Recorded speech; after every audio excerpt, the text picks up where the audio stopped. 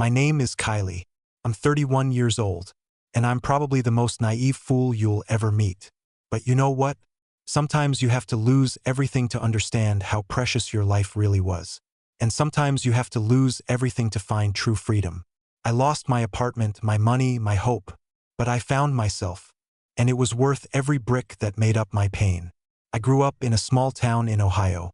My grandmother, Mary, was everything to me. She raised me after my parents died in a car accident when I was 7. She worked as a nurse, knitted in the evenings, and took me to church every Sunday. She wasn't rich, but she was generous. And when she died, she left me her apartment. Small, old, with peeling paint on the windows and creaky floorboards. But it was my apartment, my home, my fortress. I swore I would never sell it, because it was all that was left of my grandmother. And then he came along. Michael. Blonde, blue-eyed, with a smile that made my knees buckle. I met him at a friend's party. He walked up to me with a glass of champagne, said I looked like the girl from his dreams. And I believed him. I fell in love like a teenager, like the stupidest girl on earth. We dated for 6 months and then he proposed. We were sitting in the park on the same bench where we'd kissed for the first time. He got down on one knee, pulled out a ring box and said, "Kylie, you're my destiny. Marry me." I said yes, and I cried. Tears of joy. I thought it was the beginning of a new life. I didn't know it was the beginning of the end. The wedding was modest. We couldn't afford luxury. I worked as a nurse, he was an insurance agent. But we were happy, or so it seemed. Then his mother showed up. Margaret, a woman who hated me from the first glance. She thought I was not good enough for her son. She would say, "Michael could find a girl with money, with status, with a house. But you're a nurse. That's not a career. That's service." I endured it, because I loved her son. I thought that if I was kind enough, she'd change her mind. I was wrong. Every day she grew colder, more demanding. And Michael stood on the sidelines and stayed silent. One day, a month before the wedding, Margaret came to us with a beautiful, expensive folder. She said, "Kylie, I want to help you with the paperwork for your apartment. It's complicated. I've handled this many times myself. Just sign a few papers, and I'll take care of everything." I looked at Michael. He shrugged. "Mom knows what she's doing. Don't worry." I signed. Without reading. I trusted them. I thought she was going to become my family. I thought if I agreed, she'd finally love me. Stupid. How stupid I was. And then Michael left. Not on the wedding day, a week before. He just packed his things and disappeared. Didn't answer my calls, didn't open the door. I went to his apartment, it was empty. I called his mother. She said, "Don't look for him. He found a worthy match. A girl with money with a bigger apartment than yours. You stay in your poverty." I didn't understand. I said, "But I signed the papers." She laughed. "You signed a power of attorney to sell your apartment. Tomorrow other people will be living there. You have nothing to do with it anymore." I stood there with the phone in my hand, unable to breathe. I'd lost Michael. I'd lost my apartment. I'd lost myself. And I didn't know what to do. The next morning, I went home and couldn't open the door. The lock had been changed.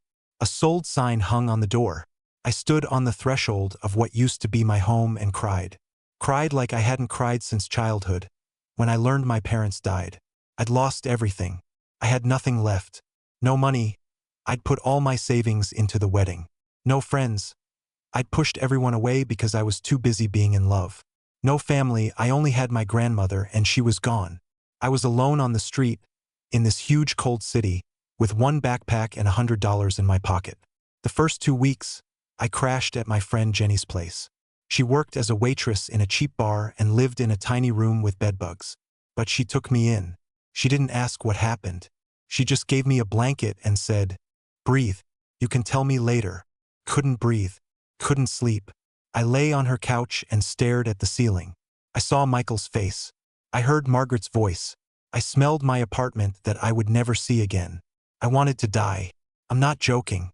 I thought, if I die, it'll all end. The pain will end. The shame will end. The humiliation will end. But I didn't die. Because Jenny said, "You're not going to die. You don't have the right. You have to prove them wrong."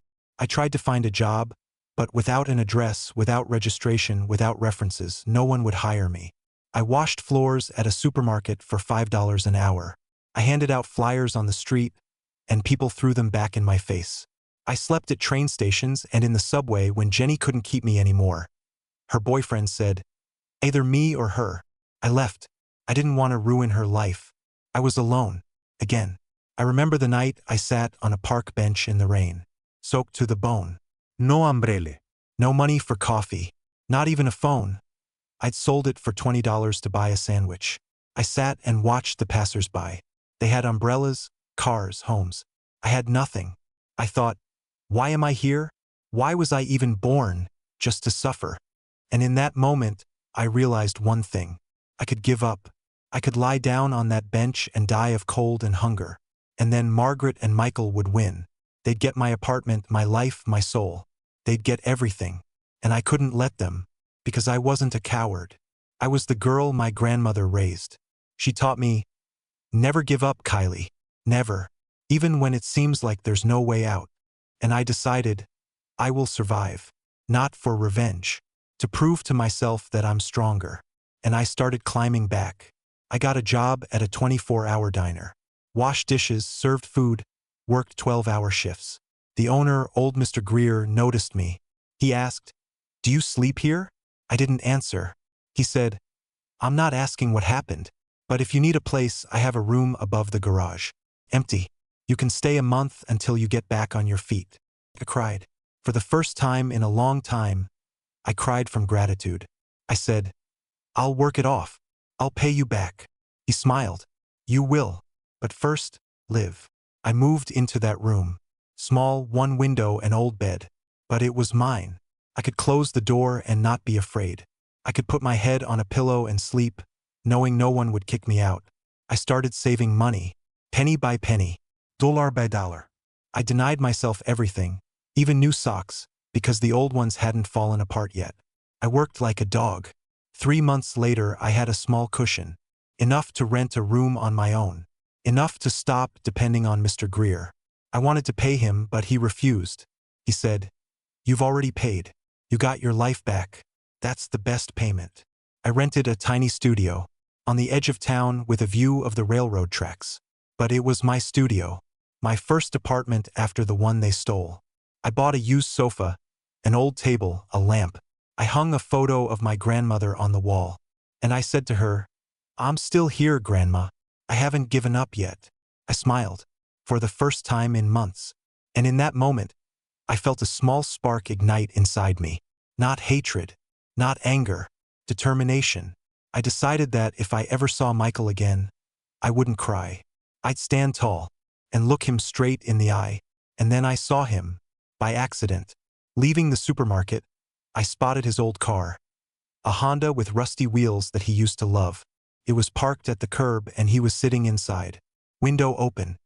He was alone, in dirty clothes, a beer bottle in his hand, staring blankly. He looked terrible.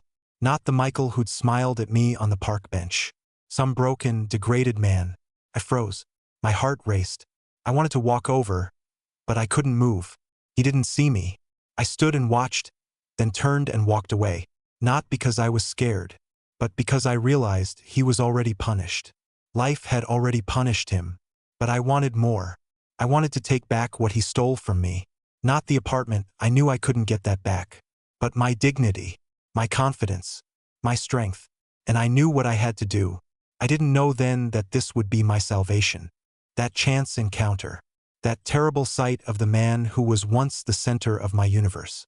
I didn't know that the moment I turned away and walked off, I began my journey toward freedom. But I knew one thing. I didn't want to be a victim anymore. I wanted to be the one who decides, who takes control, who takes back what's hers. And I started searching for information about him, his car, his life. Because if he hadn't already fallen into the abyss, I wanted to know where he was. Not to win him back, not for revenge, but to make sure he got what he deserved. And I found it, by accident, online on a court bailiff's website. Michael's car was up for auction. He hadn't paid his loans for over a year. The bank had repossessed it and it was being sold to the highest bidder. I stared at the screen, unable to believe my eyes. The very car he drove around in while I couldn't afford bread. The car he might have hidden documents in when he sold my apartment. Now it belonged to the bank. And I could buy it. I had savings. Small, but enough to participate in the auction. I knew it was crazy, that I was spending my hard-earned money on something that should remind me of pain. But I felt, if I did this, it would be like reclaiming a piece of my power over my own life. I submitted my application. Auction day was cold and gray. The sky was overcast, as if nature was preparing for something important. I sat in the small hall where people bid on cars seized for debt. My hands shook as I raised my number. I heard someone call a price. I raised. Someone else. I raised again. My heart pounded in my chest. When the price reached my limit, I froze. Everyone waited. I raised my hand one last time. The hammer fell. I won. I bought his car. For an amount that felt almost astronomical to me, but that I could afford. I walked out of the hall with the documents in my hands and felt something change inside. I was no longer a victim. I was a buyer, person with power. Over this car. Over his past. Over my pain. I picked up the car the next day. Old, dirty, with a dented bumper. But it ran. I got behind the wheel and realized this car was now mine. Not as a gift. Not as a surprise. As lawful property. I cleaned the interior, filled the tank. I didn't know what I was going to do with it. Sell it? Keep it? But inside me, a decision was ripening. I wanted to see him. I wanted to look him in the eye. I wanted him to know I didn't disappear. I didn't burn up from the pain. I survived. And now I'm here with documents that prove I'm stronger. I found him. He was still living in that car. But now it wasn't his. It was mine. He didn't know I'd bought it. He was just standing next to it when I pulled up, probably waiting for it to be returned, or for someone to buy it and let him ride around. He was drunk, filthy, and looked like he hadn't showered in weeks. I got out of the car, walked up to him, and our eyes met. Hope flickered in his eyes. He recognized me. He thought I'd come to save him. I handed him the documents, not as a gift, as a verdict. This car isn't yours anymore, I said. I bought it at auction. It's mine. Get out. He stared at me, disbelieving. Then his face twisted. He screamed, "You can't do this. It's my car. I live in it. It's all I have." I looked at him coldly. "It's all you had, Michael. You sold my apartment to buy this? Or to buy your mother's approval? You took my home. I'm taking yours. Now you're on the street. Just like I was." He started crying. He fell to his knees. He begged me for forgiveness, for help, for salvation. I stood over him, and I felt not a drop of pity. Only calm. Only completion. I got in the car and drove away. I didn't look back. I turned on the radio and drove off, leaving him in the dust on the shoulder. I knew he'd survive. He always did. But he'd never live off me again. I felt the weight fall off my shoulders. I was free. A year passed. I sold the car, bought myself a small room, found a new job, an administrator at a clinic. I started living. For real. I went to the movies, saw friends, laughed. I even started seeing a man named David. He was a lawyer. When I told him my story, he didn't flinch. He hugged me and said, "You're strong. You deserve happiness. We're still together." And I finally understand what it means to be with someone who respects you and your freedom. The main lesson I learned from all this? Never sign documents you haven't read. Never trust people who say, "I'll handle everything." And never let anyone take your home. Because a home isn't walls. It's your protection, your safety, your memory. And when someone tries to steal it, it's not just a crime. It's a war. I won that war. Not because I was cruel, but because I was strong. Thank you for listening. If my story helps even one woman not make my mistakes, I'll consider it all worth it. Subscribe to the channel if you believe justice will prevail. And don't let anyone break you. Ever. You deserve better. I deserved better. Bye.